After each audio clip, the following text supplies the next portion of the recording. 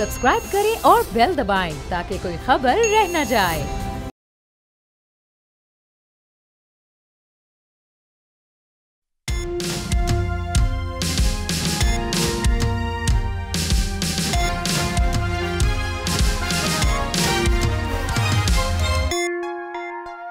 बिस्मिल्लाहिर्रहमानिर्रहीम, अस्सलामुअलैकुम। आप देख रहे हैं प्रोग्राम तब्दीली और मैं हूं आपका मेज़बान सलमान मिर्ज़ा।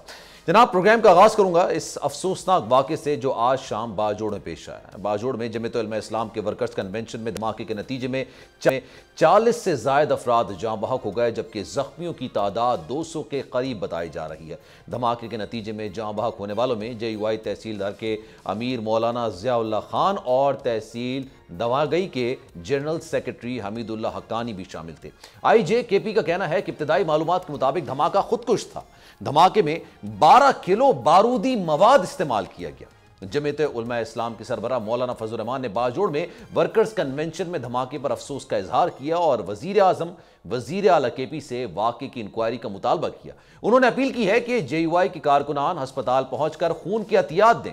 जनाब, प्रोग्राम में आगे बढ़ते हैं और बात करेंगे मुल्की मईशत मुल्की मामलात के हवाले से असेंबलियां तहलील करने की बात की जा रही है, जहां हुकूमत की जानिब से कबल अज वक्त असेंबलियां तहलील करने का कहा जा रहा है और बताया जा रहा है कि 8 या 9 अगस्त को असेंबलियां तहलील कर दी जाएंगी, जिसके बाद आईनी व कानूनी लिहाज से 90 रोज में इलेक्शन होंगे। अब इसके साथ निगरान हुकूमत के लिए सियासी जमातों में सियासी नामों पर बहस चल रही है और कहा जा रहा है 4 में से 5 नाम है जो कि फाइनल हो गए और मुस्लिम लीग नून और पीपल्स पार्टी के दरमियानी मुशावरत हुई है। इन तमाम चीजों पर बात करेंगे और रिजवाना आखिर में बात करेंगे एक लड़की की, बल्कि बच्ची कहा जाए तो ज्यादा बेहतर है। 14 साल बच्ची है, उसके साथ जिस तरह के इंसानियत सोज मजालिम किए गए जनाब, वो लफ्ज़ों में बयान नहीं किए जा सकते। उस पर भी प्रोग्राम के आखिर में बात करेंगे। लेकिन आज जो अफसोसनाक वाक़या हुआ उससे मैं शुरुआत करना चाहूँगा। हाजी गुलाम अली साहब इस वक्त हमारे साथ मौजूद हैं, शैला रज़ा, मुफ्ती कुफ़ाय साहब और महमूद मौलवी साहब ने मुझे ज्वाइन किया है। लेकिन आप सबकी इजाज़त हो तो मैं हाजी गुलाम अली साहब से ज़रा गुफ्तगू का आगाज़ करूँगा। गवर्नर KP हैं। सर, ये बताइएगा, ये तो बड़ा अलार्मिंग है हमारे लिए, ये आई ओपनर है कि एक कॉर्नर मीटिंग आप कह लें या इलेक्शन की तैयारी, मैं इसको समराइज करता हूं, इलेक्शन की तैयारियों के हवाले से और फिर खुदकुश धमाका हुआ, 40 जानें चली गई हैं, क्या कहेंगे सर? देखिए, आज का जो धमाका हुआ ये इंतहाई तशवीशनाक है, क्योंकि आपने देखा होगा कि इसमें 40 से ज्यादा लोग शहीद हो चुके हैं और कम से कम 200 के करीब लोग जख्मी हो चुके हैं। जब हमें ये इत्तला आई तो मैंने सबसे पहले DC बाजोड़ कमिश्नर और चीफ सेक्रेटरी साहब से रब्ता किया और ये तमाम हालात जो है हमने किया। हमारा फोकस ये था कि जितने भी शदीद जख्मी हैं उनको मुकामी अस्पताल में अगर इलाज ना हो सके तो इनको हम पेशावर मुंतकिल करें। अगर हेलीकॉप्टर की जरूरत थी, हम FC का पाक फौज का शुक्रगुजार है कि उन्होंने 2 हेलीकॉप्टर दिए। इमरजेंसी लगाई हॉस्पिटल में, 150-200 के बेड अरेंजमेंट बिल्कुल तमाम स्टाफ के साथ अवेलेबल थी। लेकिन इस धमाके की जितनी भी मजम्मत की जाए कम है।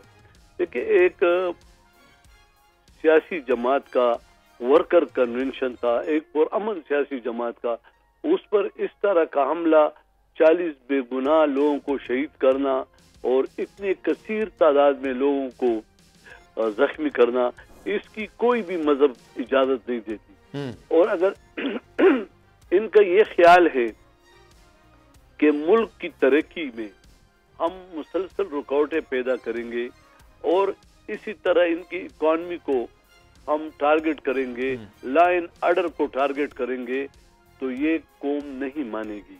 इंशाअल्लाह ताला कौम मिलकर हुकूमत के साथ और अपने फौज और अपने इदारों के साथ खड़े होकर इसका मुकाबला करेगी।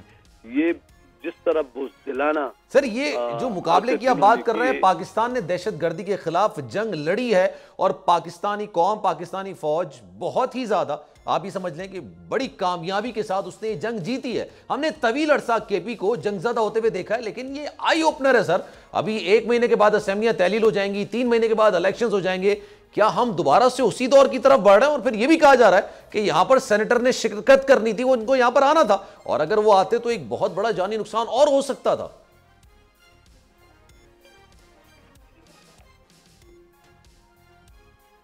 देखिए, इलेक्शन तो लाजमी है कि इलेक्शन होंगे। सूबाई हुकूमत और वफाकी हुकूमत, इलेक्शन कमीशन, अब तो इलेक्शन कमीशन का इख्तियार है कि वो इलेक्शन की तारीख कब देता है, अभी असम्बली कब डिसॉल्व होती है। लेकिन ये जो पे दर पे वाक़या हुए हैं, जरूर वफाकी हुकूमत, सूबाई हुकूमत और हमारे इदारे इस पे बैठेंगे, इस पे सोचेंगे, क्योंकि कौम को, मुल्क को अमन की जरूरत है और अमन पर कोई भी शख्स समझौता नहीं करेगा। इंशाल्लाह ताला आप देख लेंगे, हमारा सूबा खसूसन मर्ज एरिया जो है, उन्होंने काफी कुर्बानियां दी है। और ये अभी तक पता चल सका सर ये मास्टरमाइंड कौन था इस दहशतगर्दाना हमले? देखिए, मास्टरमाइंड ये तो अभी चूंकि तमाम इतना अलमनाक, इतना दर्दनाक वाक़या था, हम लोग इसी पे फोकस कर रहे थे कि लाशें निकाले, पसमंदगान जो है उनको हवाले करे, उनको सब्र और दलासा दे, जख्मियों को हम ऐसे हॉस्पिटल में मुंतकिल करें ताकि उनका इलाज हो सके। सर, पेशगी इतला थी आपके पास इस तरह का मामला था? कोई थ्रेट अलर्ट जारी किया गया था? अंदाजा था कि इस तरह की कोई कार्रवाई हो सकती है? तहकीकाती इदारों के पास इस तरह की कोई इतला थी? कबल वक्त बातें हैं, सब कुछ हो चुका होगा। कन्वेंशन जो कर रहे थे, शायद उन्होंने कोताही की, शायद उन्होंने इंतजामिया से राब्ता किया होगा, इंतजामिया ने क्या एक्शन ली, इस पर तो कल तक सब कुछ सामने आ जाएगा। लेकिन इस वक्त हमारा फोकस सिर्फ एक ही है कि हम इन जख्मियों को, जो शदीद जख्मी हैं, देखो आज हेलीकॉप्टर में जब आ रहे थे 3 हेलीकॉप्टर में शहीद हो चुके थे। आप इससे अंदाजा लगाएं। और उसका बाप खड़ा था, वो कहते एक बेटा मेरा वहाँ मौके पर शहीद हुआ, एक यहाँ पे हेलीकॉप्टर में शहीद हुआ। यानी ये सब दर्दनाक वाकया कि इसकी जितनी भी मजम्मत की जाए, कोई मजहब इसकी इजाजत नहीं देता कि बेगुनाह लोगों को इस तरह बेदर्दी से इस तरह का वाकया अल्लाह ना करे दोबारा ना हो, उसके सदेबाब के लिए भी तो सर जोड़ के बैठना होगा ना। ये आई ओपनर है हम सब, लाजमी बैठना होगा, लाजमी बैठना होगा। और इंशाल्लाह ताला आप देख लेंगे, सूबाई हुकूमत ने आज से 2 दिन पहले भी एक लॉ एंड ऑर्डर पर एक अहम मीटिंग की थी, इजलास किया था। उसमें आईजी साहब और दीगर तमाम जिम्मेदारान थे। और अब तो मेरे ख्याल में वफाकी हुकूमत के साथ मिलकर इस तरह का एक अहम इजलास इस पे करेंगे और इस पे सोचेंगे। लाजमी ऐसा तो नहीं है कि इसको इस तरह छोड़ दिया जाएगा। ठीक है, बहुत शुक्रिया। हाजी गुलाम अली साहब इस वक्त हमारे साथ मौजूद है, गवर्नर के भी, और बहुत वाकया मैं अपने दीगर मेहमानों से भी इसी पर गुफ्तगू करूंगा। शैला रज़ा साहब हमारे साथ मौजूद है। शैला रज़ा साहब, पाकिस्तान पीपल्स पार्टी दहशतगर्दाना हमलों में सबसे ज़्यादा, मैं पॉलिटिकल पार्टी के वाले से कह रहा हूँ, बहुत ज़्यादा मुतासर रही है। बेनज़ीर भुट्टो शहीद का वाकया सबके सामने है। ये क्या हम दोबारा से उसी तरफ बढ़ रहे हैं? क्योंकि पाकिस्तान में इलेक्शंस की तैयारियां हो रही हैं, इलेक्शंस की तैयारियों की बातें हो रही हैं। ये कहा जा रहा है कि अगले महीने, बल्कि महीने भी नहीं मैं बात कर रहा, 10-12 दिन की बात है, 8, 9, 10 की बात की जा रही है कि उसमें असेंबली डिसॉल्व कर दी जाएगी, 3 महीने बाद इलेक्शन हो जाएंगे। लेकिन इस तरह का वाकया हो जाना, ये तो हम सबके लिए आंखें खोलने के मुतरादिफ है।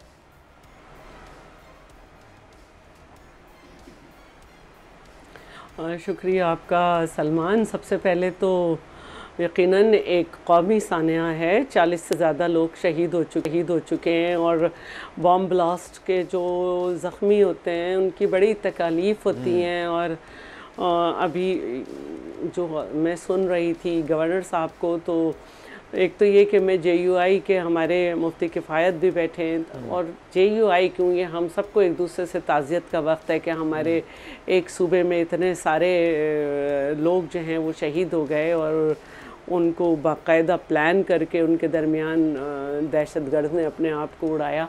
हम सब के लिए तकलीफ़ की बात है। अभी हम कल को शुक्र ही अदा कर रहे थे कि 10 मुहर्रम को पूरा पाकिस्तान पुरसुकून रहा, तो आज फिर उन्होंने हमारे यहाँ गम कर दिया। तो एक तो नेशनल एक्शन प्लान पे काम होना चाहिए, क्योंकि हमने पिछले दिनों ये सुना था कि 40,000 लोग जो कि वहाँ अफ़गानिस्तान में भी जेलों में थे, उनको ला के यहाँ पे किया गया है। और ये भी पता चला था कि वो मुख्तलिफ़ पॉलिटिकल पार्टीज़ में जम करके अपने आप को पॉलिटिकल वर्कर बना रहे हैं, और यकीनन के किसी के यहाँ तो नहीं लिखा होता है। और जब इंसान तो अब ये बहुत ही संजीदा एक मामला है। और इससे पहले 2012 में भी 2013 में ऐसी सूरत हाल हो गई थी और पीपल्स पार्टी को तो खुली धमकी थी कि अगर आपने पार्टिसिपेट किया तो हम आपके जलसों में जो है वो ब्लास्ट करेंगे। और पीपल्स पार्टी कैंपेन नहीं चला पाई थी, लेकिन दो पार्टीज़ ने खुल के कैंपेन की थी और बड़ी खुशी खुशी की थी और कहा था कि पीपल्स पार्टी अपने किए का खमियाजा भुगत रही है। पीटीआई के चेयरमैन ने तो कहा था ठहरो तालिबान में आ रहा हूँ।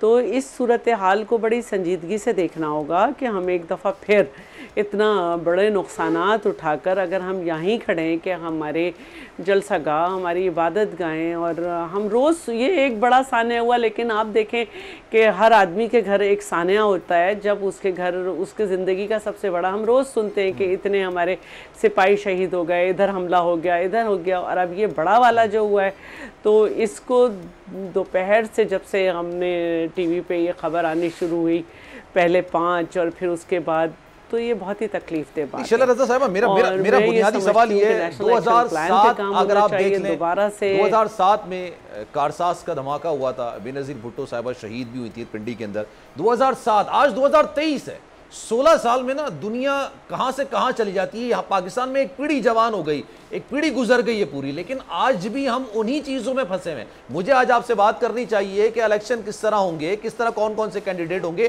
क्या मामला होंगे, लेकिन अफसोस के साथ हम बात वही लाशों की इसलिए हम फंसे हुए हैं, हम इसलिए फंसे हुए हैं कि हमारे पास जो है इन दहशतगर्दों के सहूलतकार मौजूद हैं, और वो सहूलतकार इस हद तक सहूलतकारी इस हद तक सरायत की हुई है कि हमारे यहाँ लोग दहशतगर्दी की मजम्मत करते हैं, दहशतगर्द की नहीं।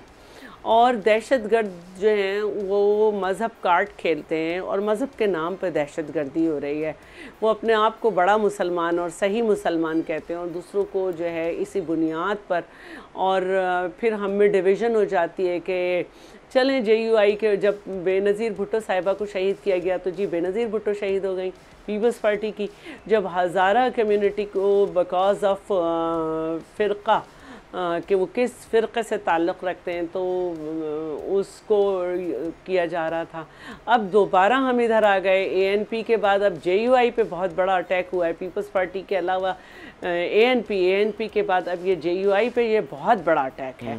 और मैं समझती हूँ कि JUI ने जिस तरह से आज बयानात दिए हैं कि तमाम लोग पुरअमन रहें और अपने लोगों को खून का अतिया देने जाएं, ये बहुत बड़ी एक पॉलिटिकल उन्होंने मूव की है। और इस वक्त हमारा सबसे पहला काम यही होना चाहिए कि जख्मियों को तो कम से कम हम बेहतर तरीके से मैं शैला साहब आपकी तरफ वापस आता हूं। लेकिन हकीकत ये है कि अभी भी 8 से 10 दिन है, 8 से 10 दिन है, इसमें 8 से 10 दिन में हुकूमत को बहुत कुछ डिसाइड करके जाना होगा। ठीक है। महमूद मौलवी साहब, अस्सलाम वालेकुम सर, कैसे हैं आप? ये बताइएगा आज जो ये वाकया हुआ है, क्या कहेंगे हम? फिर से वो 2007, 2008, 2013 तक जो हमने सारे मामला देखे हैं, जुम्मा आता था हम परेशान हो जाते थे कि बड़ा सानिया ना हो जाए। अगर 10 मुहर्रम आती थी, 9 मुहर्रम आती थी, तब भी हमारे साथ ये मामला होता था कि हम घबरा जाते थे कि ये तमाम मामला होते। तो महमूद मौलवी साहब से हमारा राब्ता मुनक़ता हो गया। शैला रज़ा से ज़रा बात को कंटिन्यू करते हैं। शैला रज़ा साहबा, खैर चलें, ये अभी महमूद मौलवी साहब आएंगे, मैं उनसे इसी चीज़ को कंटिन्यू करूँगा। आगे बढ़ते हैं, सियासत के मामला का डिस्कशन करते हैं। ये बताइए कि फाइनल हो गए नाम निगरां वज़ीर आज़म के लिए? मुशावरत चल रही है, क्या हो रहा है मुशावरत के दौरान?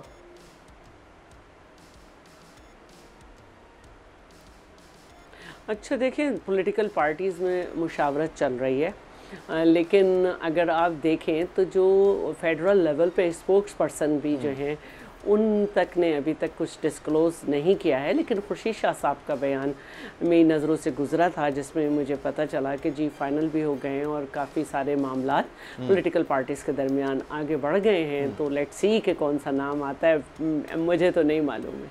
नहीं, मैं इसकी थोड़े वाइडर एंगल से आपसे सवाल करता हूं, क्योंकि पाकिस्तान पीपल्स पार्टी और मुस्लिम लीग नून ही इस वक्त फिलहाल एक नाम पर मुत्तफिक होने की कोशिश कर रहे हैं। उसके बाद फिर अपोजिशन से बात की जाएगी, लेकिन ये कहा जा रहा है कि सियासी बंदा होना चाहिए, वही निगरां हुकूमत के मामलात को चलाए। रिटायर्ड जज नहीं होना चाहिए, दीगर मामलात, कोई सहाफ़ी, ब्यूरोक्रेट, ये सब नहीं होना चाहिए। लेकिन बात वहीं पर आके रुकती है।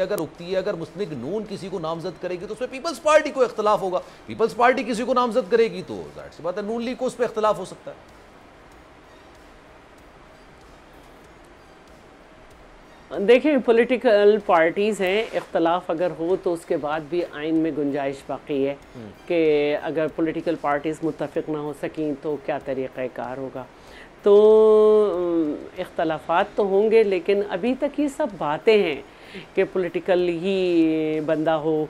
अगर पॉलिटिकल हुआ तो फिर सब लोग कहेंगे कि तो उस पार्टी का है, तो इसकी जो सॉफ्ट कॉर्नर होगा वो उस पार्टी के लिए होगा।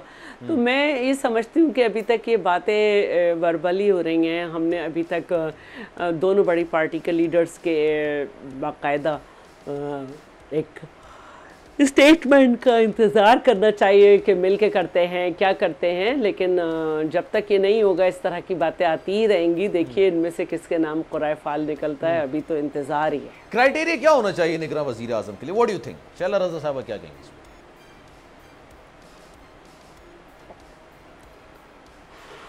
देखिए, मैं ये समझती हूँ कि जो भी पढ़ा लिखा शख्स होगा, जो भी पढ़ा लिखा शख्स होगा वो किसी न किसी पार्टी से तो क्योंकि वोट एक सीक्रेसी में दिया जाता है, देता ही होगा। लेकिन असल बात ये होती है कि जब आप किसी पोस्ट पे आते हैं तो आप उस पोस्ट के हिसाब से एक ओथ लेते हैं कि आप न्यूट्रल वे में अपनी जो है वो फ़राइज़ अंजाम देंगे। तो जो भी कोई हो, जब वो ओथ उठा लेगा तो वो न्यूट्रल उसमें ही जाएगा। अब ये दोनों बड़ी पार्टी के लीडर्स जो हैं क्या डिसाइड करते हैं, क्या मुशावरत में आता है, ये बिल्कुल अभी तक बिल्कुल ही सीक्रेट है। निगरां वज़ीर आज़म या निगरां हुकूमत के इख्तियारात क्यों बढ़ाए जा रहे हैं? मतलब ये तो डे टू डे अफेयर करने वाले, मतलब 3 महीने या 2 महीने का इनका टेन्योर होता है, डे टू डे इनको मामला चलाने होते हैं, लेकिन इनके इख्तियारात में इतना इजाफा किया गया कि लोगों के ज़हन में इस पे काफ़ी, हाँ देखिए बात यह है कि जो भी पॉलिटिकल पार्टीज़ हैं वो कभी ये नहीं चाहेंगी कि निगरान सेटअप प्रोलॉन्ग हो।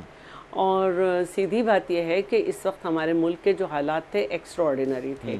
इकॉनमी जो है जो जिस सूरत हाल में मिली और जो पाकिस्तान की क्रेडिबिलिटी थी कि IMF, तो IMF हमारे जो दोस्त ममालिक थे वो भी तैयार नहीं थे, और जब IMF राज़ी हुआ तो फिर उसके बाद ही सारे मामलात बेहतर हुए। तो अगर हम मालियाती कुछ इख्तियारात नहीं देंगे तो ये जो 3 महीने हैं इसमें डिस्टर्बेंस होगी, और हमें तमाम चीज़ें 8 से 9 महीने में ही करनी है। तो 3 महीने में अगर हमारे मामलात रुके रहे, जो कि रुके नहीं रहने चाहिए, ये स्टेट का माहिदा है, तो बड़े मसाइल आएंगे। इन बातों को देखते हुए कुछ इख्तियारात दिए गए हैं, लेकिन उस पे मैं ये देख रही थी 2-3 दिन मैंने तो प्रोग्राम नहीं कर रहे मुहर्रम की वजह से, लेकिन चलते फिरते हमें बात सुनने को मिल जाती है कि इस पे काफ़ी ऑब्जेक्शंस आ रहे हैं। लेकिन पार्टी की तरफ से भी बात वही है कि जब असेंबली में बैठी हुई जमातें राज़ी हो जाती हैं और कोई काम कर लेती हैं तो पीपल्स पार्टी की तरफ से भी आए, पीपल्स पार्टी के लोगों में बेचैनी थी, फिर उनको हुकूमती बड़ी पार्टी ने राज़ी किया, फिर दूसरी पार्टी को राज़ी किया। अब अगर पॉलिटिकल पार्टी राज़ी होकर उन्होंने कोई एक काम किया है तो जो उनके पास इंफॉर्मेशन है वो हमारे पास सूबाई सतह पे मेरे पास नहीं है, तो कुछ सोच के उन्होंने किया होगा, और अगर गलत होगा तो ठीक है। मैं जरा महमूद मौलवी साहब ने भी मुझे ज्वाइन किया, उनको भी जरा खुशामद। महमूद साहब, मैंने सवाल आपसे किया था, राब्ता आपसे मुनक़ता हो गया था, मैं फिर बाजोड़ का जिक्र करूंगा। बाजोड़ में जो वाक़या हुआ, क्या हम वाकई में दोबारा से फिर वो 2007 का एरा, 2010 का एरा, 2013 तक जब जुम्मा आता था तब हम लोगों को परेशानी होती थी कि कोई अफसोसनाक वाक़या ना हो जाए, 9-10 मुहर्रम आती थी, हमें डर लगता था कि कोई अफसोसनाक वाक़या, कोई दहशत गर्दाना हमला ना हो जाए। अभी इलेक्शन की बाज़गश्त हो रही है और इतना बड़ा वाक़या बाजोड़ में हो गया, 40 जानें चली गई हैं, क्या कहेंगे? देखिए, पहले तो मैं इसकी बहुत जो है सख्ती से मजम्मत करूँगा कि ये इतना बड़ा सानिया जो हुआ है। और देखिए अभी जो शहादतें जो फिगर्स आ रही है 40 की, जो जख्मियों की हालात को देखते हुए कि तो मैं तो ये देख रहा हूँ कि शहादतों की तादाद बढ़ जाएगी। देखिए ये बड़ा अफसोसनाक वाक़या है। हम तो सब खौफज़दा थे कि मुहर्रम बड़े सुकून से गुजर जाए, क्योंकि जो खबरें आ रही थी कि मुहर्रम में कुछ हंगामे होंगे। देखिए ये जो है अब यहाँ अब अफगानिस्तान से जो करारे, देखें अगर ये देखा जाए ना तो ये तो ओपनली मैं आपको बता दूं कि ये हमारे दुश्मन जो है ये इंडिया करा रहा है। उसकी वजह ये है कि वो जो है यहाँ पे सुकून चाहता ही नहीं है पाकिस्तान में। और देखें जहाँ स्टेबिलिटी आने की कोशिश शुरू होता है तो वहाँ पे वो डिस्टेबलाइज करने के कोई ना कोई तरीके जो अपनाता है। और जो है ये जो बॉम्ब ब्लास्ट होते हैं ये डिस्टेबलाइज करते हैं मुल्क को। और आप ये देखें ये हर चीज़ पे इफेक्ट करेगा। इसी बॉम्ब ब्लास्ट का इकनॉमी पे इफेक्ट होगा, कल स्टॉक एक्सचेंज पे इफेक्ट होगा, क्योंकि लोग ये कहते हैं कि देखें जी हालात ख़राब हो रहे हैं। ये बड़ी बदकिस्मती है मेरे ख्याल से। इसके ऊपर ये तो बड़ा अच्छी बात है कि देखें इस वक्त फ़ौज ने काफ़ी मदद भी की है और जो हमारे पॉलिटिकल लोग भी हैं वो भी मदद कर रहे हैं, क्योंकि हर हाल में हमको इन चीज़ों को जो है काउंटर करना पड़ेगा ताकि हम जो है दुश्मन को कोई मौका ना दे कि हमें डिस्टेबलाइज करें। बात आपकी बिल्कुल सही है। मुफ्ती किफ़ायत साहब ने मुझे जो ज्वाइन किया, लेकिन मैं कोशिश करूंगा बाद ही शामिल गुफ्तगू कर लूँ, क्योंकि मुझे इनको बहुत डिटेल में बात करनी है। एक ब्रेक ले लेते हैं जनाब, ब्रेक के बाद वापस आएंगे, गुफ्तगू का सिलसिला आगे बढ़ाएंगे।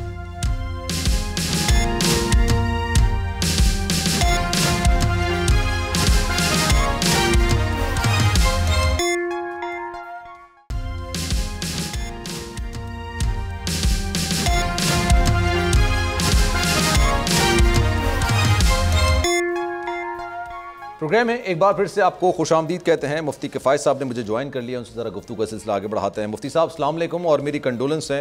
जमीयत उलमा इस्लाम के वर्कर कन्वेंशन में आज धमाका हुआ, इंतहाई अफसोसनाक बुज़दिलाना दहशतगर्दाना हमला। 40 अफराद इसमें जाँ बहक हो गए, 200 अफराद के करीब ज़ख्मी हैं। सर क्या कहेंगे? बहुत अफसोसनाक है सलमान, बहुत ज़्यादा अफसोसनाक है। हमारे लिए, हमारी पार्टी के लिए ये आज का दिन 9/11 से कम नहीं। जहाँ हमारे बहुत सारे वर्कर, खालिस हमारे वर्कर हैं जो जख्मी भी हो गए और शहीद भी हो गए हैं। शहादत की तादाद मुसलसल बढ़ रही है और जो शदीद नौइयत के जख्मी हैं वो उनकी शहादतें आ रही हैं और 200 लोग जख्मी हैं, 40 से ऊपर शहीद हैं। तो हमारे लिए बहुत बड़ा सानहा है। और इस मौके पर मैं आप हजरात के ताउन से एक बात ये भी करना चाहूँगा कि मेरे बहुत अच्छे मेज़बान थे वहाँ, जब हम वहाँ पार्टी जलसों में जाया करते थे। वो अमीर थे जमीयत उलमा इस्लाम के, ज़ियाउल्लाह जान साहब थे उनका नाम जी, वो शहीद हो गए हैं। वो बहुत प्यारे साथी थे। उनकी शहादत का सुनकर तुमने बहुत ज़्यादा गमज़दा। मैं तमाम शहदा के ख़ानदान से ताज़ियत का इज़हार करता हूँ पूरी कौम की तरफ से और पकवान के लिए दुआ करता हूँ। मैं इस सिलसिले में इस पस मंज़र पर भी 1-2 मिनट बात करूँगा कि हमारा गुनाह क्या है।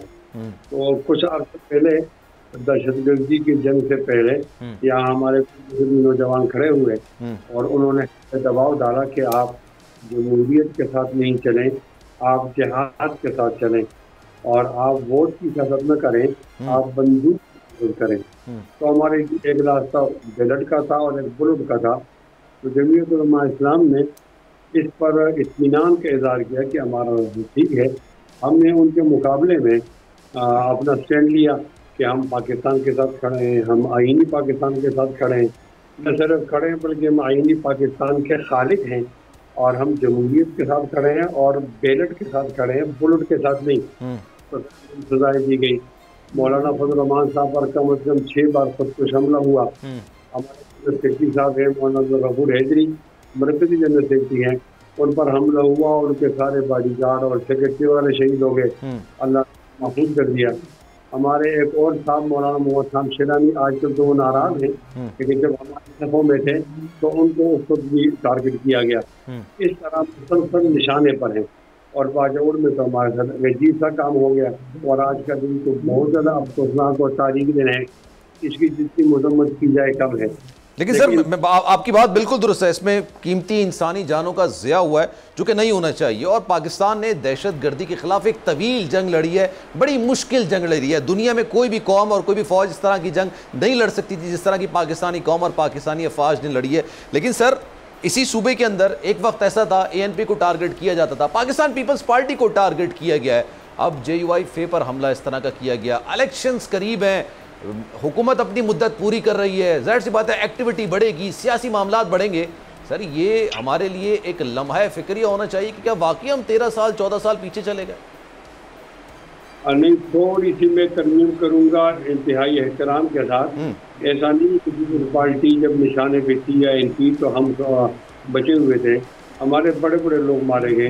आपने नाम हमारे एक MNA थे मौलाना संजान, उनको भी शहीद कर दिया गया। हमारे एक खबार थे, एक MNA थे मौलाना मेराजुद्दीन कुरैशी, उनको भी शहीद किया गया। हमारे एक और MNA थे जनाब मौलाना नूर मोहम्मद वाना से उनका ताल्लुक था, उनको भी शहीद किया गया। और जो गैर MNA थे वो तो बहुत ज़्यादा हैं। इन्हें अगर मैं तादाद बताऊं तो किसी भी पार्टी से हमारे शहदा तादाद कम नहीं है, लेकिन हमें पूरी जंग लड़नी पड़ती है। हम पाकिस्तान के साथियों को बताना चाहते हैं कि आप पार्लियामेंट के जरिए इस्लामी निज़ाम के भी कोई इकदाम करो कि यहाँ हमारी बात सुनी नहीं जाती। वो लोग हमें टारगेट करके मार देते हैं तो हम दरमियान में फंसे हुए हैं।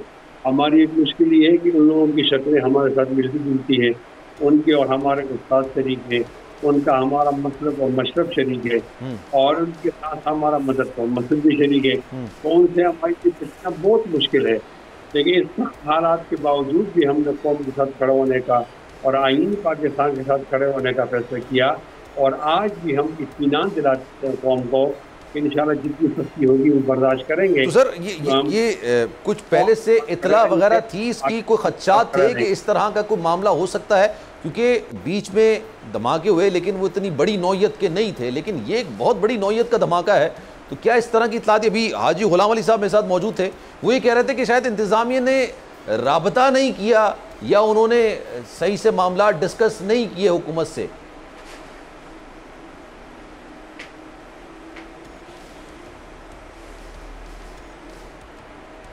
जी मुफ्ती साहब।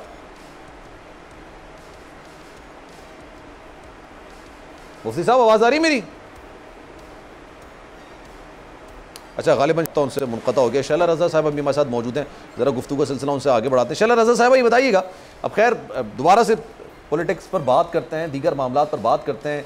ये बताइएगा कोई खदशा है पीपल्स पार्टी पॉलिटिकल जमात की हैसियत से कि अगर नून लीग का नामजद करदा निगरां वज़ीर आज़म लेट सपोज बन जाता है तो पीपल्स पार्टी को खदशात है कि जैसे KP की हुकूमत निगरां हुकूमत चले जा रही है, पंजाब की हुकूमत निगरां हुकूमत चले जा रही है, तो जो वफाकी हुकूमत निगरां हुकूमत आएगी वो भी फिर चलती चली जाएगी 3 महीने के बाद भी।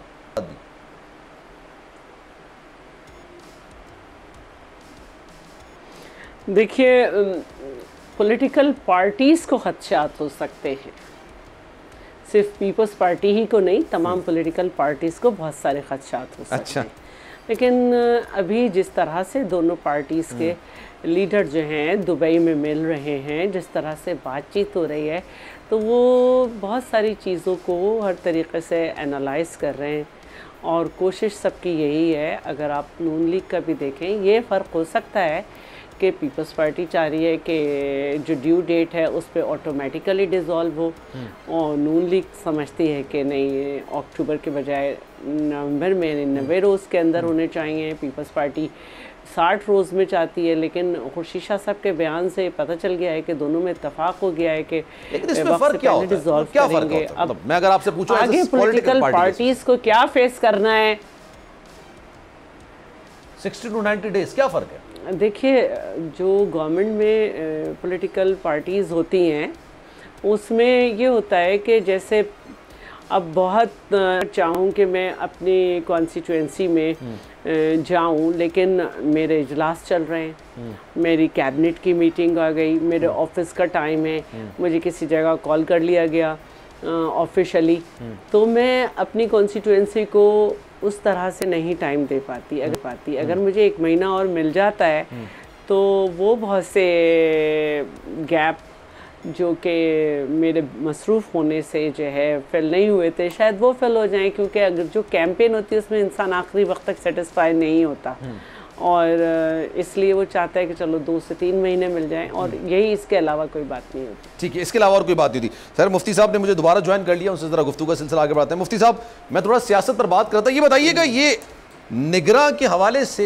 खदशात हैं, क्योंकि उनके इख्तियारात में भी इजाफा किया जा रहा है और इतना इजाफा कि इलेक्टेड हुकूमत के इख्तियारात निगरां हुकूमत को दिए जा रहे हैं। उसमें पीपल्स पार्टी को भी इख्तलाफात हैं, मतलब उनको भी तहफ़्फ़ुज़ात हैं कि आप निजकारी समेत 2 तरफ़ा मुज़ाकरात, 3 तरफ़ा मुज़ाकरात आप कर सकते हैं। सर इसकी क्या वजूहात हो सकती हैं? What do you think sir? देखो ना, ये हमारे मुल्क के अंदर गैर जमहूरी रवैये और गैर जमहूरी लोग तो मौजूद है ना, और वो जमहूरियत को बदनाम करने का कोई मौका ज़ाया नहीं करते। तो ऐसे हाल के अंदर वो निगरान सेटअप अगर उसका जो इख्तियार किया जा रहा है तो हमें भी महसूस होने लगा कि ये तो कोई मुस्तकिल सेटअप है और मुंतखब हुकूमत के बराबर उसको लाया जा रहा है कि वो मुआहिदा भी कर सकती है, 2 फरीकी भी, 6 फरीकी भी, वही भी कर सकती है। इतना एक लफ्ज़ बन गया कि वो अपनी मुद्दत को बढ़ा भी सकती है, ये एक रह गया था, बाकी तो बहुत ज़्यादा उनको इख्तियारात दिए गए थे। अच्छा, हमारे कामरान मुर्तज़ा साहब ने मौके पर उसको पकड़ा और पकड़ने के बाद फिर उसका इजाला भी हो गया। मेरे ख्याल के अंदर नून लीग बड़ी जुमात है, तो बड़ी जुमात की दुकान भी जरा बड़ी होती है, तो हो सकता है उनकी मजबूरी हो। लेकिन सर JUI से मुशावरत क्यों नहीं हो पा रही? क्या वजूहात है? मतलब शिकवा भी किया गया मौलाना फजल रहमान की तरफ से, अभी ईद पे कई मामलात हैं, हमें डिस्कशन नहीं की जाती, दुबई टॉक्स में हमें डिस्कस नहीं किया जाता, या हमारी मुशावरत नहीं होती है, हमें एतमाद में नहीं लिया जाता। अब एकदम से इतना बड़ा बिल लेकर आया गया, उसको पार्लियामेंट में, सेनेट में पेश कर दिया गया। आपने कामरान मुर्तज़ा आपकी बात की, बिल्कुल उन्होंने सही निशानदेही की। तो ये इत्तेहादियों को तो साथ लेके चलना पड़ता है ना हुकूमत के अंदर। नहीं, वो मेरी पूरी बात आप सुनते तो उसके अंदर ये जवाब था। ठीक है सर। असल में हमारे जो इत्तेहादी है मुस्लिम लीग नून वाले, वो किसी के कहने पर कोई चालाकी करना चाहते थे, जो हमने और पीपल्स पार्टी ने उसको पकड़ लिया है। अच्छा। और रंगे हाथों गिरफ्तार हो गए और वो ऐसा नहीं कर सके। अच्छा। हमारे यहाँ आप मत पूछिए, गैर जमहूरी रवैये मौजूद हैं और वो रवैये कभी नहीं चाहेंगे कि जमहूरी फन पे। तो हमें तो खतरा हो गया कि जिस तरह उनको इख्तियारात दिए जा रहे हैं तो ये उसको लिंगारान कर रहे हैं। और अभी जो आज का वाक़या हुआ, इससे हमें खतरात के अंदर और इजाफा हो गया कि अगर इस तरह आप कंपेन नहीं करने देंगे और ये खतरा होगा सियासी पार्टी को कि खुदकुश हमला हो सकता है, तो फिर कोई कंपेन के लिए निकले नहीं। जब वो निकलेगा नहीं तो इंतजामिया कहेगी तो हम कर नहीं सकते। यूं भी एक बहाना बनाया जा सकता है, और बहाना ये भी बनाया जा सकता है कि जो हमारे MQM के अहबाब हैं वो कहते हैं कि पहले आप टेस्ट करो, उसके बाद आप इलेक्शन करो। ये बाखूबी बदरा बहाना बिस्यार, बहाने बहुत ज़्यादा हैं। लेकिन तमाम लोगों को जानना चाहिए कि जब बेनज़ीर भुट्टो मरहूमा शहीद हो गई उस वक़्त हालात और बहुत ज़्यादा ख़राब थे, लेकिन हालात की खराबी के बावजूद हमने इलेक्शन तो कराए हैं, इलेक्शन में हिस्सा लिया है। तो इनको बहाना न बनाया जाए। उन तमाम गैर जमहूरी रवैयों को ये ऐलान सुनाना चाहिए कि हमारी खैर इसमें है कि आइन के मुताबिक चला जाए। ये इसीलिए डिजाइन उस चलाकी का जिक्र आप कर रहे हैं कि किसी के कहने पर नून लीग की जानिब से चलाकी की गई। चलें, ये शिकवा आपका पहला नहीं है, इससे पहले भी आपने मुतादिद बार ये शिकवा किया। मैं आपकी मुराद JUI फेक के रहनुमाओं की कह रहा हूँ, मैं प्रिसाइजली आपकी बात नहीं कर रहा। लेकिन अगर फ्यूचर में दोबारा भी इस तरह की कोई शरारत की जाती है देन व्हाट, फिर क्या होगा सर? बस ये सियासत है ना, इसमें आप किसी को गले से तो नहीं दबा सकते हैं ना। तो आप एहतजाज कर सकते हो, नाराजगी कर सकते हो, ऐसा नहीं करो, दबाव डाल सकते हो। तो हमारा नियत में फर्क लग रहा है आपको मुस्लिम लीग नून की? एक साल के अंदर नहीं होंगे, हम आइन के साथ खड़े होंगे। नियत में फर्क आया? पिछले साल तो बड़े शीरो शकर वाले मामला थे, अब थोड़ा शिकायत ज्यादा होने लग गए। नहीं तो हालात भी तब्दील है, मंजर तब्दील है, मंजरनामा तब्दील है, नाजिर तब्दील है, मंजूर तब्दील है, पस मंजर तब्दील है। तो सर फिर आपके जो मुखालिफिन हैं वो फिर आप पे सही तनकीद करते थे ना, फिर वो कहते थे कि जनाब देखें मैं अगर माइनस हो गया तो फिर ये सारे शीरो शकर जो सारे मामला थे सब अलग अलग हो जाएंगे। हाँ ना, देखिए आप एक आदमी के खिलाफ या पार्टी के खिलाफ इत्तेहाद बनाते हैं, आपका इत्तेहाद कामयाबी से गुजरता है और वो सियासत से भी नाकआउट हो जाता है, हुकूमत से भी हट जाता है, तो आप कामयाब हो गए।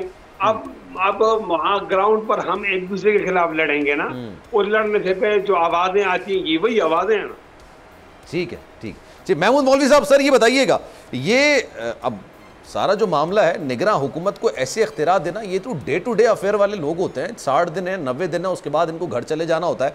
आपके जहन में खदशात हैं कि कोई ऐसी शरारत हो सकती है जिससे ये 90 डेज से भी तजावुज़ कर जाए? जैसे कि मुफ्ती किफ़ायत साहब ने जिक्र भी किया कि एक शरारत हो रही थी जिसको हमने पकड़ लिया, क्या कहेंगे? शरारत तो नहीं हो सकती, और अगर कोई इमरजेंसी हो जाए या ये कुछ हो जाए तो इसमें ये 2-3 माह आगे भी जा सकता है। शरारत के करने का कोई फायदा नहीं है। नहीं, इमरजेंसी किस सूरत में आप किस तरफ इशारा कर रहे हैं? देखिए किसी भी सूरत में कुछ कहा नहीं जा सकता, क्योंकि देखिए जिस हिसाब से इस वक्त मुल्क की हालात है, लेकिन मगर एक चीज मैं आपको बताता हूँ, इलेक्शन जो है होना ही होना है, चाहे 3 महीने में हो, चाहे 6 महीने में हो, चाहे 4 महीने, उससे ज्यादा आगे नहीं जा। ठीक है, ये जो मैं देख रहा हूँ कि 3 महीने नहीं होगा तो 4 महीने, 5 महीने, मगर 6 महीने से आगे नहीं आएगा, क्योंकि इलेक्शन ही एक हल है। जो आइन में तो ऐसा वैसे नहीं लिखा ना, 3 महीने से आप ज्यादा एक्सीड नहीं कर सकते। देखिए अब ये देखें 3 महीने से ज्यादा तो पंजाब का भी हम नहीं कर सकते थे, ये तरीके का भी नहीं, मगर कुछ चीजें ऐसी हो जाती हैं जो कि हो गया। ठीक है, चलें, thank you so much. Mahmood मौलवी साहब हमारे साथ मौजूद थे और मुफ्ती किफ़ायत साहब भी हमारे साथ मौजूद थे। आप दोनों शख्सियात का बहुत शुक्रिया। शैला रज़ा मौजूद थे क्योंकि एक स्टोरी का मैं जिक्र करना चाहूँगा, और क्योंकि दुआ ज़हरा के मामले पे शैला रज़ा साहिबा ने बहुत ज़्यादा काम किया था, तो मैं उनका तज्जिया इस वाक़े पर लेना चाहूँगा। जनाब, एक ऐसी बच्ची जो कि गुज़िश्ता 1 हफ्ते से जनरल अस्पताल लाहौर में ज़ेर इलाज, 14 साल की ये बच्ची रिजवाना, इसका ताल्लुक पंजाब के शहर सरगोदा से है, जो इस्लामाबाद में एक सिविल जज साहब के घर पे मुलाजमत थी, जहां उसे इस कदर वहशियाना तशद्दुद का निशाना बनाया कि उसके जिस्म के कई हिस्सों पर बदतरीन तशद्दुद के जख्म और निशानात मौजूद हैं। रिजवाना की हालत इस कदर नाजुक बताई जाती है कि पेन किलर लगने के बावजूद वो दर्द से कर्रार रही है। 14 साल रिजवाना पर होने वाला तशद्दुद ये जाहिर करता है कि उसके जिस्म के आज़ा को तोड़ने की हर मुमकिन कोशिश की गई। उसकी आंखों में उंगलियां डाली गई हों, जैसे किसी वहशी ने उन्हें नोचने की कोशिश की हो। इस कदर वहशियाना तशद्दुद होने के बाद ये कैसे मुमकिन है कि कोई दिमागी तौर पर स्टेबल रहे? ये वजह है कि पेन किलर लगने के बावजूद ये बच्ची दर्द से चीखे मारती है। बेहोशी से नीम बेहोशी की हालत में आते ही यकीनन उसे वो मंजर याद आ जाता है जो 14 साल रिजवाना पर बीता था। अब जहां एक तरफ रिजवाना का इलाज हो रहा है, वहीं उसकी काउंसलिंग भी की जा रही है। रिजवाना के वालिदैन का कहना है कि 1 हफ्ता पहले जब वो बच्ची से मिलने के लिए इस्लामाबाद में जज के घर पहुंचे तो बच्ची जख्मी हालत में थी। बच्ची लगातार रो रही थी। वालिद के मुताबिक बच्ची की हालत को देखते हुए उसे फौरी तौर पर तिबी इमदाद के लिए सरगोदा ले गए, जहां के सरकारी अस्पताल ने उन्हें इब्तिदाई तिबी इमदाद देने के बाद लाहौर के अस्पताल रेफर कर दिया, क्योंकि बच्ची के जख्म खराब हो चुके थे, उनमें कीड़े पड़ चुके थे। और अब अगर बच्ची की दाद रसी करने के लिए वहां पर कोई जाता है ना, उसकी खैरियत मालूम करने के लिए जाता है, उसके आसाब पर उस पर होने वाले जुल्म का इतना असर है कि जब भी कोई उससे मिलने के लिए जाता है वो अपने टूटे हुए हाथों से हाथ जोड़ के कहती है कि मुझे ना मारो। ये बच्ची की कैफियत। 15 मकामात पर सर पे उसके जख्म पड़े हुए और जख्म इतने ज्यादा गल चुके हैं, माजरत के साथ मुझे यकीन जानिए लफ्ज नहीं मिल रहा कि मैं किस तरह से उन जख्मों को बयान कर सकूं। उसमें कीड़े पड़ चुके हैं और गुज़िश्ता रात उसकी तबीयत और खराब हो गई। उसके प्लेटलेट्स 12,000 तक गिर चुके थे। कहते हैं कि 8,000 के करीब अगर प्लेटलेट्स आ जाए तो इंसान शायद जिंदा नहीं बच पाता है। 9-10 हजार के करीब हो तो नाक से और कान से खून आना शुरू हो जाता है। उसके दोनों हाथों की हड्डियां टूटी हुई हैं, उसके पैर पे जख्म है, उसका चेहरा ही एक तरीके से मस कर दिया गया है, दांत तोड़ दिए गए हैं। ये वहशियाना जुल्म किया गया 14 साल मुलाजिम पर, जिसका नाम रिजवाना था। जनाब शैला रज़ा साहब हमारे साथ मौजूद हैं।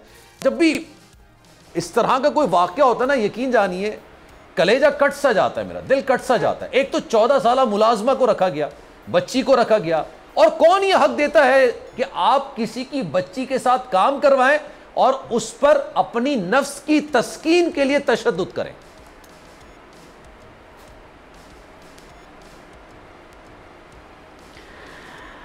एक तो मैं बहुत हैरान हूं कि किसी आम आदमी के यहाँ अगर 14 साल का बच्चा हो तो एक जज के यहाँ जो है वो चाइल्ड लेबर हो रही थी, और उसके साथ साथ जुल्म भी बिल्कुल यजीदाना किस्म के उस बच्ची पे जुल्म हुए हुए हैं। तो गुर्बत है मुल्क में और वालिदैन आज कह रहे हैं कि हमें कोई इसके बदले पैसे नहीं चाहिए, लेकिन यकीनन कि इतनी गुर्बत है कि उन्होंने अपनी बेटी छोड़ी भी थी।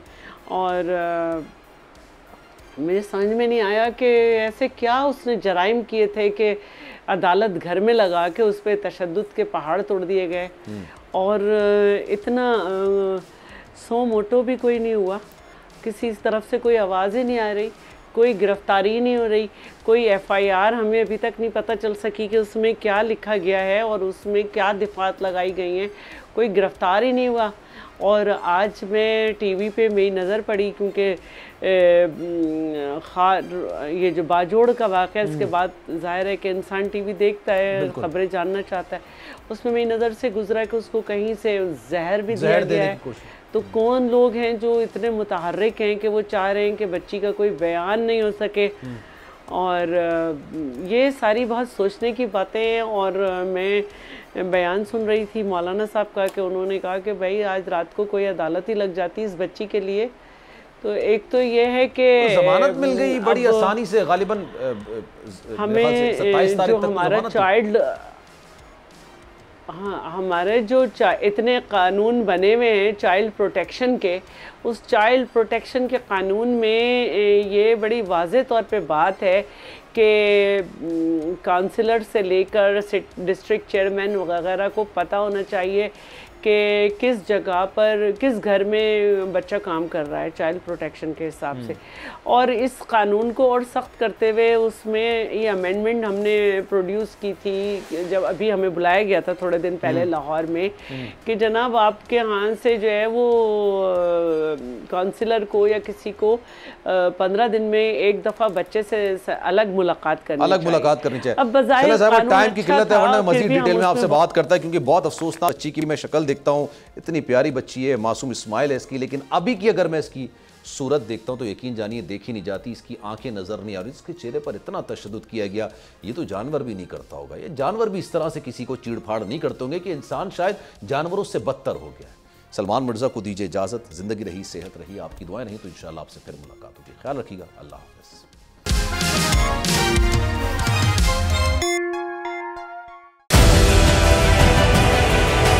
डिजिटल लोन स्कैम, आवाम को कर्जों के जाल में फंसाकर लूटने वाले भेड़िए बेनकाब। बोल की काविशें बाराबर साबित हो गईं, ऑनलाइन कर्ज माफिया के गिर्द घेरा तंग हो गया है। बोल ने दिया अपने आवाम का साथ, उठाई इस स्कैम के खिलाफ आवाज। बोल की डिजिटल लोन स्कैम के खिलाफ आगाही मुहिम की सबसे बड़ी ट्रांसमिशन 59% आवाम ने देखी अपनी स्क्रीन पर, क्योंकि बोल है पाकिस्तान का नंबर 1 न्यूज चैनल। सब्सक्राइब करें और बेल दबाएं ताकि कोई खबर रह न जाए।